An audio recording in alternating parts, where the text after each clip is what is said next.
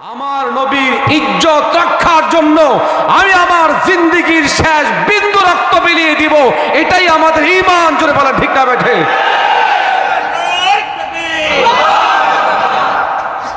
এখন এই বেঈমানের কিছু বক্তব্য, কিছু আলোচনার অংশ বিশেষ আমি আপনাদের সামনে শুধু পড়ে শোনাবো বুঝার জন্য।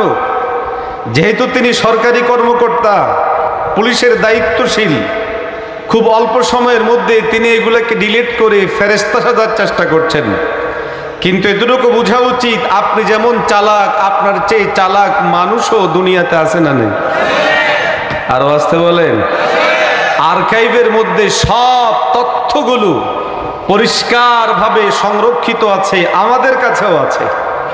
বারবার এখন তিনি যখন 2010 সালে নবীজির বিরুদ্ধে লিখতেন, কেউ তার বিরুদ্ধে যখন কলম লিখত, সে তখন বলতো তোমাকে আইনের বিভিন্ন ফাঁকফোকরে জড়িয়ে দেওয়া হবে, এবং করেছেও তাই।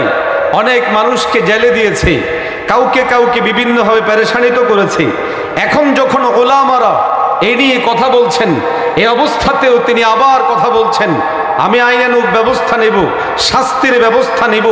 আরে পরিষ্কারভাবে জানা উচিত, আশেকে রাসূলেরা নবীর ইজ্জত রক্ষার জন্য জেলে কেন, ফাঁসির মঞ্চে যদি কোনো উঠতে হয় তারপরও ইমানদাররা উঠবে। এরপর নবীর ইজ্জত নষ্ট হবে এমন জিনিস মেনে নিতে পারে না, পারে না, পারে না। যদি বলা ঠিক হবে।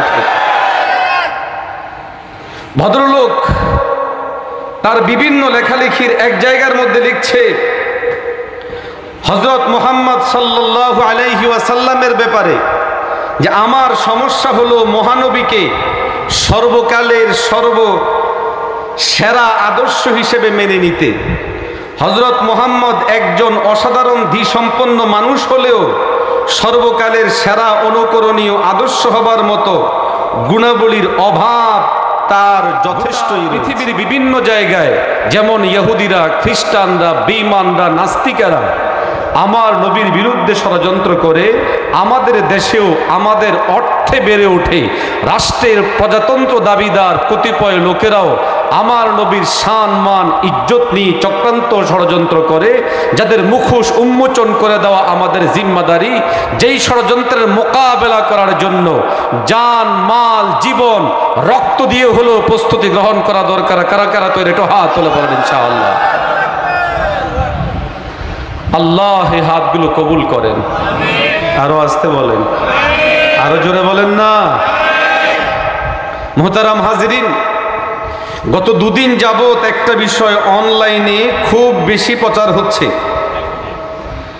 আমার মোবাইলে এই যে পুলিশের পোশাক পরিহিত একটা লোকের ছবি দেখতে পাচ্ছেন আপনারা।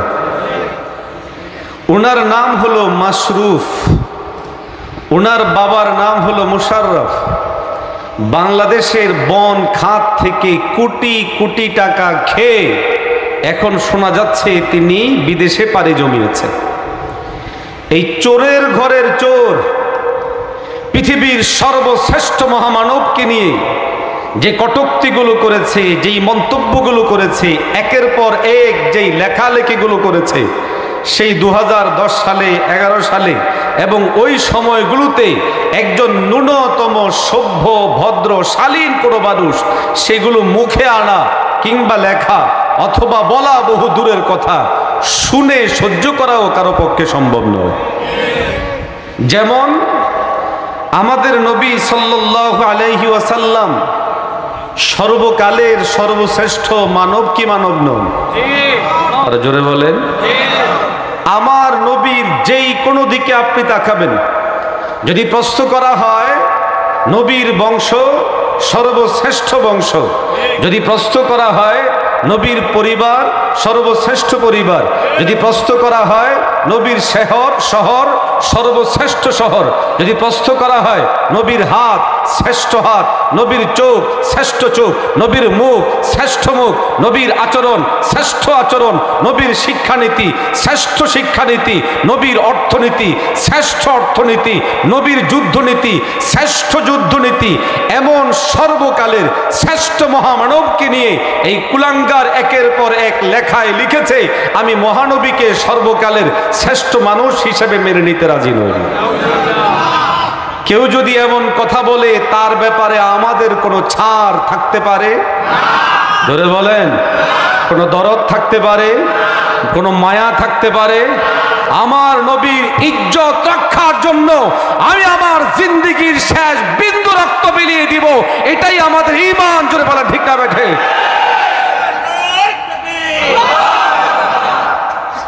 এখন এই বেঈমানের কিছু বক্তব্য, কিছু আলোচনার অংশ বিশেষ আমি আপনাদের সামনে শুধু পড়ে শোনাবো বুঝার জন্য।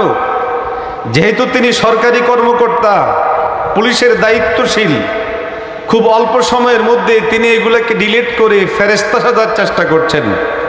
কিন্তু এতটুকু বোঝা উচিত, আপনি যেমন চালাক, আপনার চেয়ে চালাক মানুষও দুনিয়াতে আছে না নেই? আরো আসতে বলেন। আর্কাইভের মধ্যে সব তথ্যগুলো পরিষ্কারভাবে সংরক্ষিত আছে, আমাদের কাছেও আছে। বারবার এখন তিনি যখন 2010 সালে নবীজির বিরুদ্ধে লিখতেন, কেউ তার বিরুদ্ধে যখন কলম লিখত, সে তখন বলতো তোমাকে আইনের বিভিন্ন ফাঁক ফোকরে জড়িয়ে দেওয়া হবে, এবং করেছেও তাই। অনেক মানুষকে জেলে দিয়েছে, কাউকে কাউকে বিভিন্নভাবে পেরেশানিত করেছে। এখন যখন ওলামারা এই নিয়ে কথা বলছেন, এই অবস্থাতেও তিনি আবার কথা বলছেন, আমি আইনানুগ ব্যবস্থা নেব, শাস্তির ব্যবস্থা নেব। আরে পরিষ্কারভাবে জানা উচিত, আশেকে রাসূলেরা নবীর ইজ্জত রক্ষার জন্য জেলে কেন, ফাঁসির মঞ্চে যদি কোনো উঠতে হয় তারপরও ইমানদাররা উঠবে। এরপর নবীর ইজ্জত নষ্ট হবে এমন জিনিস মেনে নিতে পারে না, পারে না, পারে না। জোরে বলা ঠিক হবে। ভদ্রলোক তার বিভিন্ন লেখালেখির এক জায়গার মধ্যে লিখছে, হযরত মুহাম্মদ সাল্লাল্লাহু আলাইহি ওয়াসাল্লামের ব্যাপারে যে আমার সমস্যা হলো মহানবীকে সর্বকালের সেরা আদর্শ হিসেবে মেনে নিতে। হযরত মুহাম্মদ একজন অসাধারণ ধীসম্পন্ন মানুষ হলেও সর্বকালের সেরা অনুকরণীয় আদর্শ হবার মতো গুণাবলীর অভাব তার যথেষ্টই রয়েছে। আরো আসতে বলেন, আরো আসতে বলেন। আমার আল্লাহ নবীর ব্যাপারে সার্টিফিকেট দিয়ে বলেন, ক্বালাল্লাহু তাবারাকা ওয়া তাআলা লাকাদ কানা লাকুম ফি রাসূলিল্লাহি উসওয়াতুন হাসানাহ। আল্লাহ বলেন, ও সারা দুনিয়ার মানুষেরা, তোমাদের সবার জন্য উত্তম আদর্শ, উত্তম চরিত্র, উত্তম অনুপম অনুকরণ কার মধ্যে? আমার নবীর মধ্যে। ঘোষণা কার? আরো আসতে বলেন। ওয়া ইন্নাকা লাআলা খুলুকিন আযীম।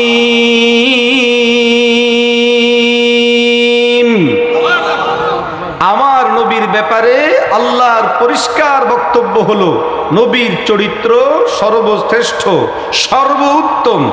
কত দিক থেকে বুঝাবো, উদাহরণ দিতে গেলে সারা রাত বর্ণনা করা যাবে যে আমার নবীর চরিত্র, আমার নবীর আদর্শ সারা দুনিয়ার সব মানুষের চেয়েও শ্রেষ্ঠ। আওয়াজ দিয়ে বলে ঠিক না বে ঠিক?